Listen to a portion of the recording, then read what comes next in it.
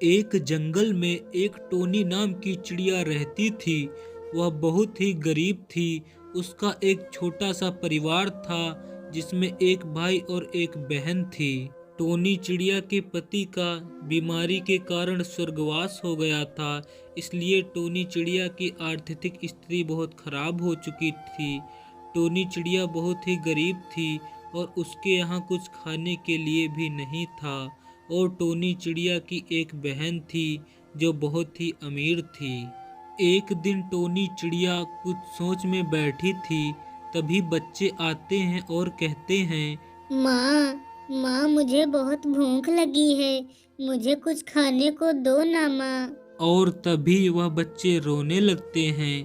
तभी टोनी बोलती है, हाँ बेटा, रुको मैं कुछ इंतजाम करती हूँ। परंतु खाने के लिए घर में कुछ भी नहीं था। हे भगवान, आज मैं अपने बच्चों को क्या खाने के लिए दूँ? घर में कुछ भी नहीं है। अगर आज मंगू के पिताजी होते तो मुझे ये दिन देखना ना पड़ता।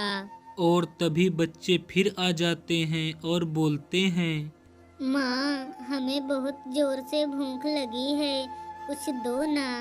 तभी टोनी बोलती है कि बेटा आज तुम लोग सो जाओ और मैं सुबह होते ही मौसी के घर जाऊंगी और वो हमारी मदद जरूर करेंगी और तुम लोगों के लिए खाने को जरूर देंगी। और फिर सब बच्चे सो जाते हैं। सुबह होते ही टोनी अपने बहन के घर चली जाती है और टोनी की बहन बाहर ही खड़ी थी, परंतु टोनी को देखकर अंदर चली जाती है। टोनी जैसे ही घर पहुंचती है, बहन हमारे बच्चे बहुत भूखे हैं और 2 दिन से कुछ खाया भी नहीं है। बहन हमारी थोड़ी मदद कर दो, हमारे बच्चों के लिए कुछ खाने को दे दो।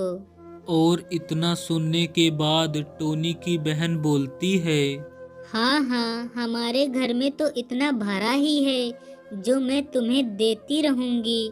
हमारे भी तो बच्चे हैं और हमारे घर में भी तो कुछ नहीं है। और इतना कहने के बाद वह घर के अंदर चली जाती है। उधर टोनी चिड़िया रोते हुए वापस घर लौटती है और घर वापस आते ही बच्चे बोलते हैं। माँ हमारे लिए मौसी ने क्या दिया खाने को? तभी टोनी बोलती है कि बच्चों हमें मौसी ने कुछ नहीं दिया क्योंकि हम गरीब हैं और गरीबों की कोई मदद नहीं करता है, वह कितना ही खास क्यों ना हो। तो देखा बच्चों आपने, आज अगर हमारे पास कुछ नहीं है तो आपकी मदद कोई नहीं करेगा। इसलिए हमें खूब मेहनत करनी चाहिए और ऐसा टाइम आना ही नहीं चाहिए कि आपको किसी के सामने हाथ फैलाना पड़े। तो यह थी मित्रों हमारी स्टोरी।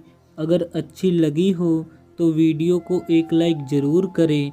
अगर कोई हमसे भूल हो गई हो तो आप मुझे क्षमा करें। मिलता हूँ अगली ऐसी ही वीडियो लेकर। धन्यवाद।